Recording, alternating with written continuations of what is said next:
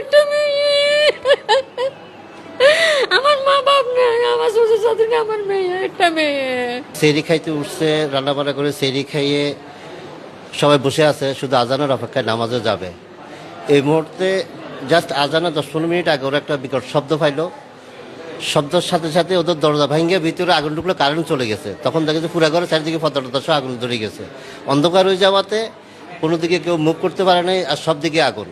আর কে বাচ্চা বাঁচাবে, কে নিজে বাঁচবে, কে ফ্যামিলি বাঁচাবে, সবাই চিৎকার বাকরে অবস্থা খারাপ, যার কারণে সবাই মোটামুটি বেশিক্ষণ। এখানে আনার পরে ডাক্তার কি বলল? এখানে আনার পরে ডাক্তাররা তো এই যে প্রাথমিক চিকিৎসা যেগুলি দিছে, ব্যান্ডেজ করছে, সবাইকে প্লাস্টার করে দিচ্ছে, বিভিন্ন ওষুধপত্র আনাইছে, কিন্তু এখন তো ওনারা পরামর্শ দিচ্ছে ঢাকা আইসিইউতে নিয়ে যাওয়ার জন্য।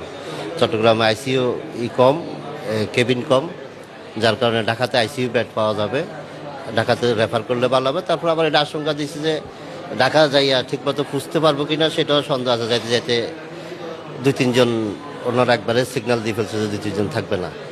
বলছে এখানে আগুন লাগছে বিল্ডিং এ, ওয়াবদার আছে না, ওয়াবদারের এখানে এসি মসজিদুল্লাহ ওয়াবদার আছে না, ওয়াবদারে আমরা সেই খাইতে আসি। বলে যে ফোন দিস আর বোন জি, বলে যে আগুন লাগছে, আফার ঘরে আগুন লাগছে, দেখো যাই এনে দেখতে, শুধু এক ঘরে সব বাস্ট হয়ে সব ফুরিয়ে গেছে। যে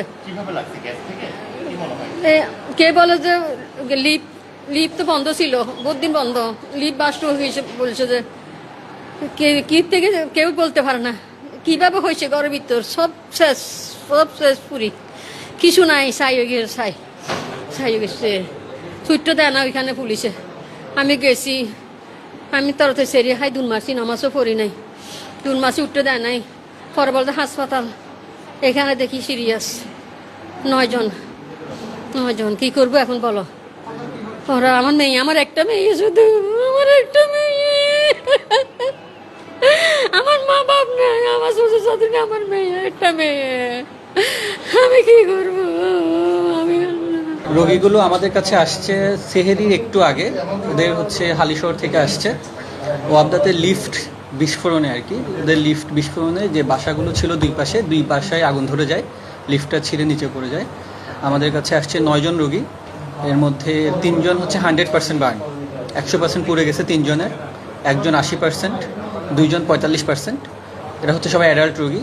আর বাচ্চা রোগী আছে 3 জন, একজনের 20%, বাকি 2 জনের 25%।